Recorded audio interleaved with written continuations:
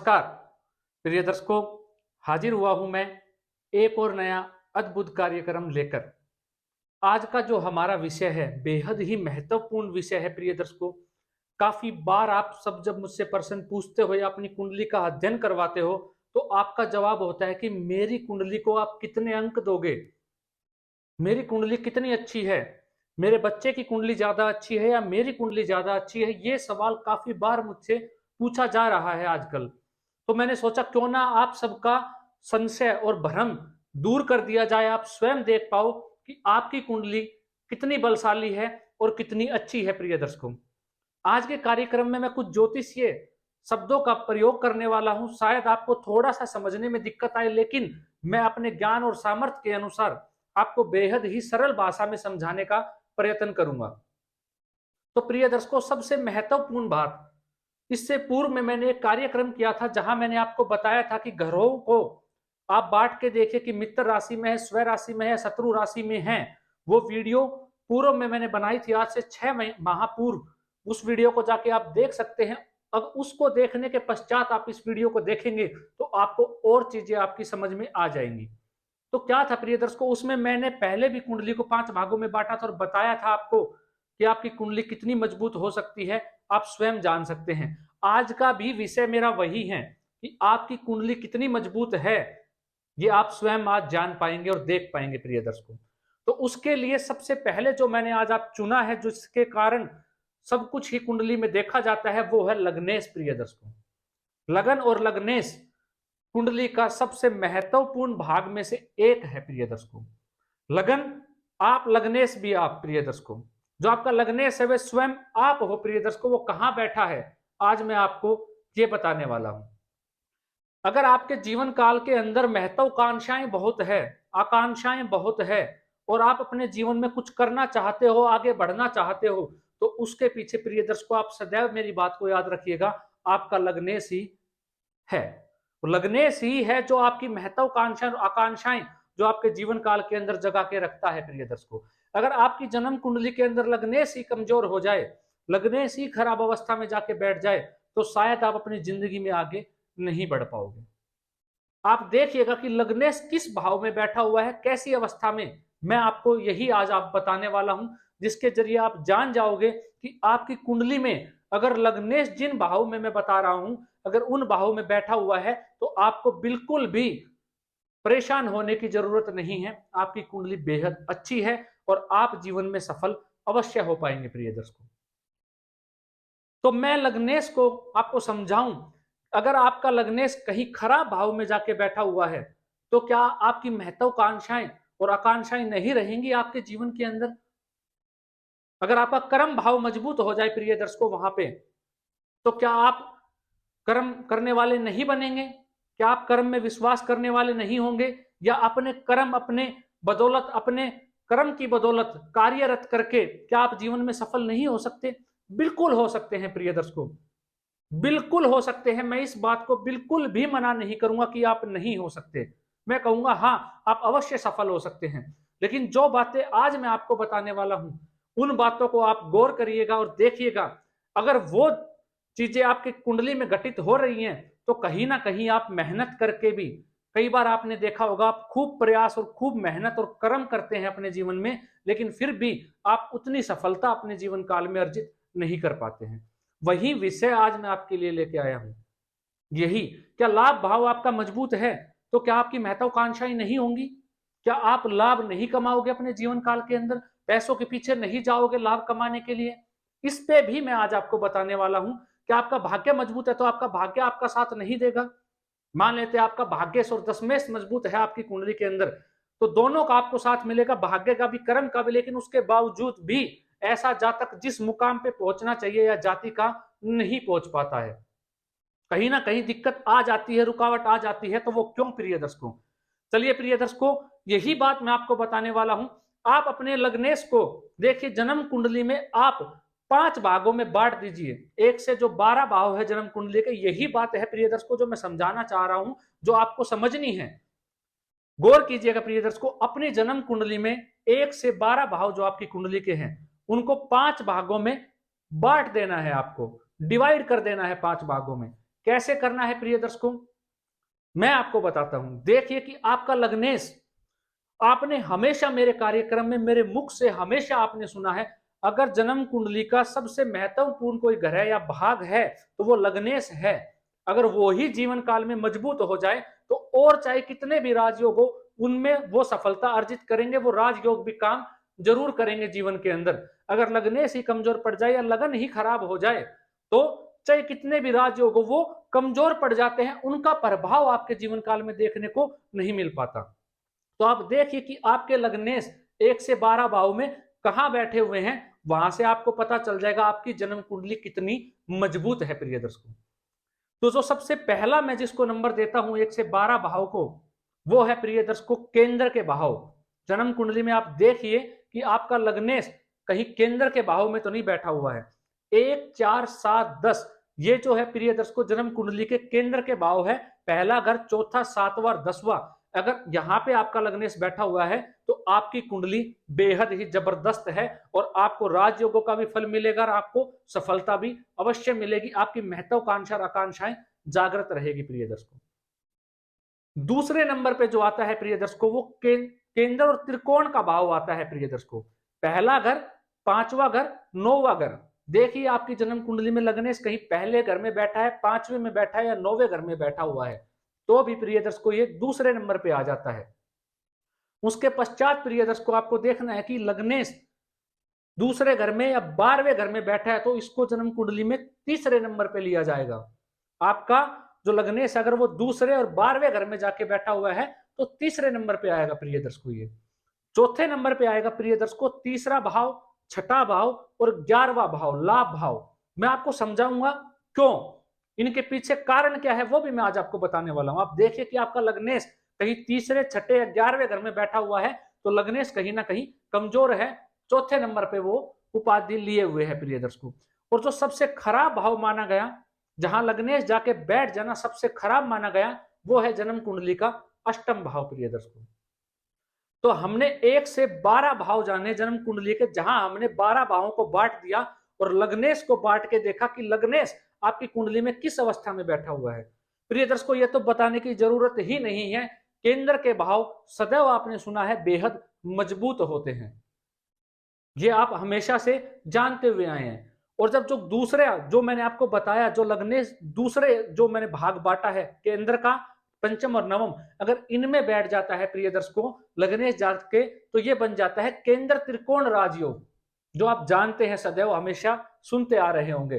तो यहाँ पे लग्नेश का बैठना बेहद श्रेष्ठ माना गया, सबसे श्रेष्ठ अगर लग्नेश माना गया तो केंद्र के भावों में, उसके पश्चात वो केंद्र और त्रिकोण के भावों में, उसके बाद दूसरे और 12वें भाव में, और चौथे नंबर पे तीसरे घर में, छठे और लाभ भाव में, उसके पश्चात 12वें घर के अंदर लग्नेश को अष्टम भाव के अंदर 5वें नंबर पे जो है वो सबसे खराब माना गया। अगर आपका लग्नेश अष्टम में बैठा हुआ है तो आप जीवन में महत्वाकांक्षाएं आपकी नहीं रहेगी, महत्वाकांक्षाएं दबती हुई आपके जीवन काल में चली जाएगी। मैं आपको समझाता हूं प्रिय दर्शकों क्यों।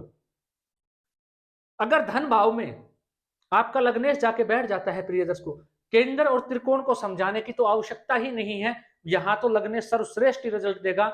हमेशा सभी ग्रह इन भावों में तो जबरदस्ती फल देते हैं। अब जो लग्नेश है, यही मैंने आपको कहा कुंडली का सबसे महत्वपूर्ण भाग, जो आपको जिंदगी में सफलता दिलाएगा, महत्वाकांक्षा आपकी और आकांक्षाओं को जागृत रखता है। राजयोग होने के बाद आपकी कुंडली में देखिए अगर इन भावों में बैठे हुए हैं तो वैसे ही आपकी कुंडली कमजोर होती चली जाएगी। अगर लग्नेश आपके अष्टम में बैठे हैं तो कुंडली खराब हो जाएगी प्रिय दर्शकों, बेहद कमजोर वो मानी जाएगी। अब क्यों, अगर लग्नेश धन भाव में बैठते हैं प्रिय दर्शकों, समझिएगा क्या होगा। ऐसा जातक जो है सिर्फ और सिर्फ पैसा जोड़ने में, अपने परिवार के बारे में सोचने में, अपने कुटुंब के बारे में सोचने में ही अपना सामर्थ्य लगा देगा, उसके अलावा ऐसा व्यक्ति कुछ नहीं कर पाएगा। अगर आपकी जन्म कुंडली के अंदर लग्नेश धन भाव दूसरे भाव में जाके बैठा हुआ है तो आप देखिएगा जो ऐसा व्यक्ति मिलेगा आपको, वो अपनी सारी ऊर्जा सिर्फ पैसों को सोचने में, सिर्फ पैसे के बारे में सोचने में, उसको जोड़ने में और अपने परिवार के बारे में ही, कुटुंब के बारे में सोचने में ही अपना जीवन व्यतीत कर देगा। इसीलिए जीवन काल के अंदर बताया गया कि जो लग्नेश है धन भाव के अंदर बैठ जाने से धनी जरूर बनाएगा व्यक्ति को, लेकिन ये अच्छा नहीं है, इसीलिए इसको तीसरे नंबर पर प्रिय दर्शकों रखा गया। उसके बाद प्रिय दर्शकों तीसरे नंबर पर ही मैंने 12वें भाव को रखा। 12वें भाव में अगर लग्नेश जाके बैठता है तो आप कहोगे ये तो अवयोग बन गया, तो लाभ भाव और तीसरा भाव जन्म कुंडली का खराब क्यों, वहां पे लग्नेश को क्यों नहीं रखा गया, ये भी आप जान लीजिए प्रिय दर्शकों।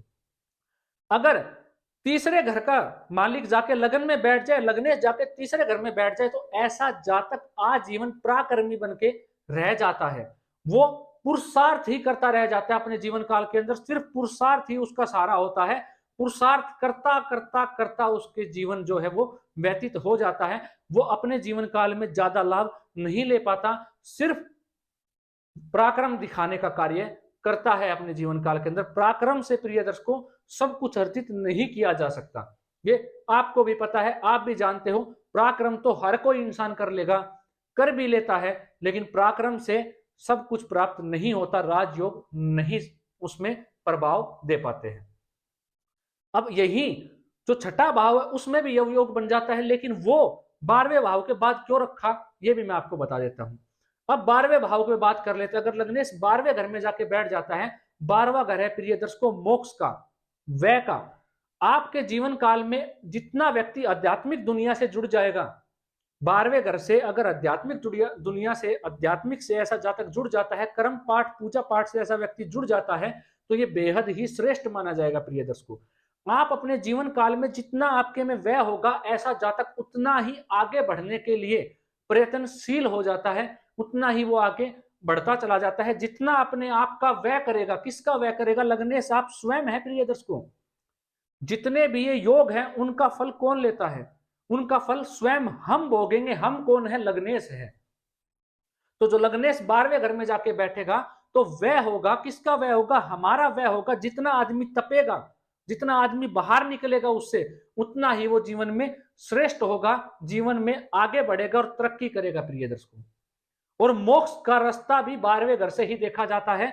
तो जितना वो तपेगा, जितना उस चीज में घुसेगा और उसके अंदर उसका व्यय होगा, किसका, हमारा स्वयं का, तो ऐसे जातक को मोक्ष भी मिल जाए तो कोई ज्यादा बड़ी बात नहीं है प्रिय दर्शकों। तो अवयोग, यहाँ पे अवयोग जरूर बनेगा, जिंदगी में परेशानी कठिनाई जरूर आएगी प्रिय दर्शकों, मैं ये नहीं कह रहा, लेकिन फिर भी 12वां घर तीसरे नंबर पर रखा गया। 5 भागों में अगर हम बांटते हैं तो घरों को। उसके पश्चात प्रिय दर्शकों छठा भाव अवनामक योग है। अगर लग्नेश जाके छठे घर में बैठ जाएगा तो ऐसे जातक के जीवन में आजीवन कंपटीशन लगा रहेगा।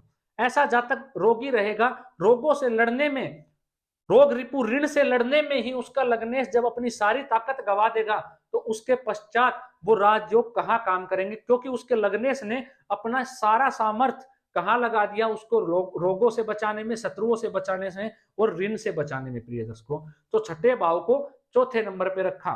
लाभ भाव, निश्चित ही धनेश जाके, लग्नेश जाके जब लाभ भाव में बैठेगा, ऐसा जातक महाधनी अवश्य होगा। कुबेर उसके पास जरूर रहने वाले हैं। अगर वो कहीं शुभ ग्रह से दृष्ट हो और बलवान अवस्था में जाके बैठ जाए तो पैसे की कमी उसके पास नहीं रहेगी प्रिय दर्शकों। लेकिन प्रिय दर्शकों अगर आपका लगने सारा सामर्थ्य, आप स्वयं अपना सामर्थ्य हमेशा लाभ कमाने में ही लगा दोगे, हमेशा लाभ के पीछे पड़ने में ही लगा दोगे, हमेशा जब भी घर से बाहर निकलोगे या कोई भी कार्य अपने जीवन में करोगे तो उसके पीछे सिर्फ लाभ के स्वार्थ के हेतु आप अपने जीवन में काम करोगे, तो क्या करोगे, सिर्फ पैसा, लाभ, धन आपके पास जरूर आ जाएगा, लाभ आप जरूर कमा लोगे, लेकिन फिर भी प्रिय दर्शकों और चीजें आप अपने जीवन काल में नहीं ले पाओगे। मैंने सदैव आपको बताया है, लग्नेश जिस भाव में जाके बैठते हैं व्यक्ति की वैसी ही सोच हो जाती है। अब अष्टम भाव की बारी आती है प्रिय दर्शकों की, 5वें नंबर पे अष्टम भाव को क्यों रखा। अष्टम भाव प्रिय दर्शकों इसलिए रखा, आप देख लीजिएगा, अगर आपका लग्नेश अष्टम भाव में बैठा हुआ है तो आपकी कुंडली ज्यादा अच्छी नहीं है, बेहद खराब कुंडली की श्रेणी में वो आ जाएगी।